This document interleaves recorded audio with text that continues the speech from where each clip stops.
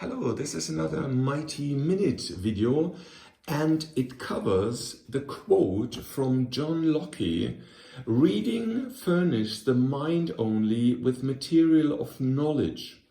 It is thinking that makes what you read ours." So that has been written by John Locke, and it cannot be closer to the truth. Now, I have done, I think, several videos on exactly this fact, and one of the reasons why I have created the tough videos, tell a friend videos, is exactly that. Locke separates between knowledge, which I see in the tree of our belief system as just small leaves. So these are the facts. This is what he says with knowledge. Locke says this is knowledge. But only the thinking, and now look, if the thinking, you do active learning, as Peterson, for example, says, please do active system thinking, not fact-based system thinking. And you have these facts, but maybe the tree is like this. Maybe it's not a tree. Maybe it's a net. So that means delete, and you can delete, if you know how a brain works, associative thinking and what a thought is and so on, how neurons function, artificial intelligence, maybe you want to read into that, then only by thinking into your brain, you can actually remove, and please, you cannot remove, you can, so that is a little bit incorrect what I wrote here, that to cancel them. What you can do is you can create more associations towards another tree in your thoughts. So that means you still have this, which I now crossed out, tree, but you have more associations to other things, so that this, when you think into that direction, into that, let's say, area is not well localized because it is the connection of several neurons.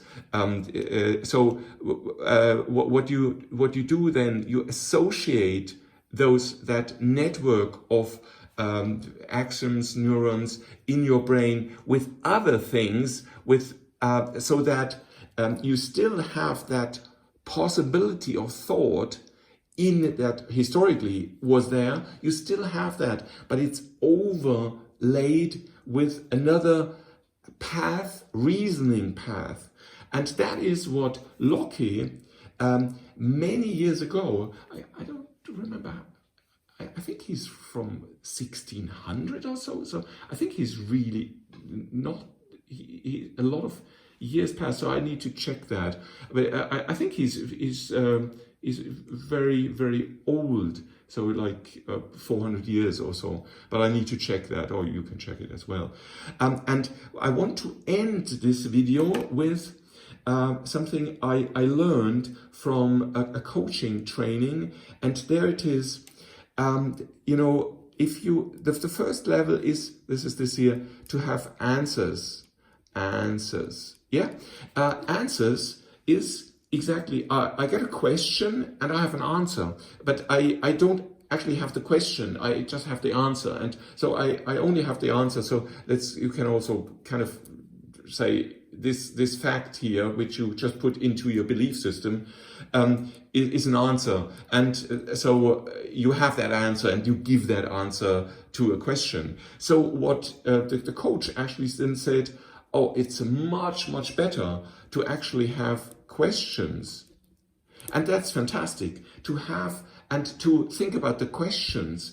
And that is fantastic, because the answers mean, to have an answer means just to look up your, as Locke said, the knowledge. So you look up the knowledge with the answer, and you can read a book and there it says you have to follow these things, these instructions, and it is like it is, and so on. So you have the answers. That means you can actually, you have kind of a system of drawers, and you open the drawer and give out the answer. Now the second level is to actually pose the question. And posing the question, the excellent thing is posing the question actually creates exactly what I explained here, associations. So you ask yourself, well, what is that? What's the sense of life, or what is meaning, or what is that? How does that work? And then you think it through. You think it through from, I heard that from Peterson very well, how he described it with his hands, like getting a head around a system. And that actually goes into this direction that I want to conclude now with. So that means the more questions you ask yourself, the more you are thinking into your brain with new associations from the external, from the internal. That doesn't matter. You take new things into it. And with that, and now here, the third level is you build a system. And now, once you have a system, think about it, you have a neural net. And the neural net corresponds to the external. I like to draw that as the blue planet. So that's my world. So you have inside your brain, you have, by the associations of your neurons in your brain, you have a relatively good copy of reality, a virtual reality, and here the reality of the world. And now think about that. And this is the most fantastic thing there is. You do fast thinking. Sometimes the term fast thinking is being used.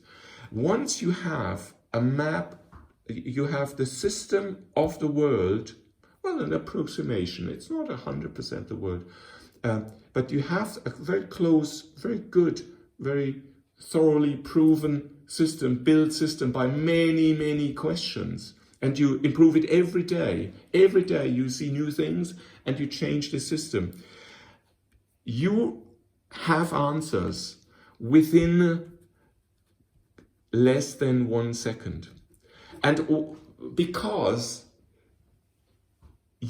once you have understood the question, somebody poses you, let's say a person asks you, a question, and your system is able within a split second, a lot of processing goes the words, and then what does he mean, and you create a picture, and then you match that picture that he gave you into your brain. That picture moves into your brain, and then it sees conflict here, answer there, concordance here, and so and then you have an answer. And the great thing is you have an answer within 1 second, and that answer is exactly matching this question as I said, as you understood it. Because, there's always, when he thinks so, there's 20% loss, and then there's another 20% loss, and so on.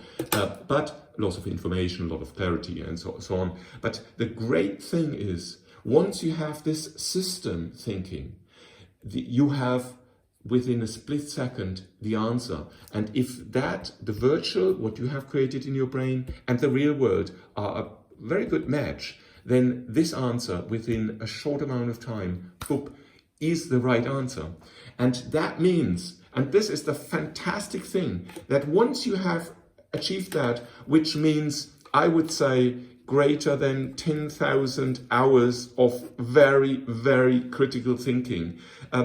Peterson explained that. I think when you look at Peterson, I think he invested like 30 years times, I think he might be at least 4,000 hours per year, like half his, let's say 3,000, 3,000 and maybe already active 40 years. So he has times 3,000. So look at that, what immense, so it's like 120,000 hours of creating this system. Fantastic when you look at that. And so that means here you give very simple answers. It's this facts, it's a passive thinker, it's an external thinker. I just give an answer. In the book, that was this answer, and I give that to you. And so this answer is also in a split second. Yeah, he has in his brain 10 answers, and he gives them, 10 answers, and you get those answers. He's good, he's bad, I like this, I don't like this, and I think whatever, this country is bad and he's a terrorist and he's that. So very simple answers. Then you formulate the questions, and during the formulation of the questions, investing lots and lots and lots of time and energy and so on, and willingness and, you know, frustration and all that, you create a system. And then you look at this, fantastic. Then you also reply within less than a second, but this time not with 10 answers, no, with an infinite number of answers, because you have the system, you have the little world in your head. Fantastic, I love it. So that was a mighty 10 minute. So sorry for that. But fantastic. As you might have seen, I actually got carried away a little bit, and it was longer than I thought. So for me, this concept of tell-a-friend videos actually is exactly what for me has created here this part. So every time I do a tell-a-friend video, I actually question myself, is this logical, am I ready, and so on. And this actually is a very, very clear or a very clean way of thinking to use the concept of tell-a-friend videos. Thanks for listening. Great. I don't know whether Mr. Locke, John Locke, would be happy about, you know, my 11-minute mighty minute video, but I think he will. Comments are most welcome. Thanks for listening. Bye bye.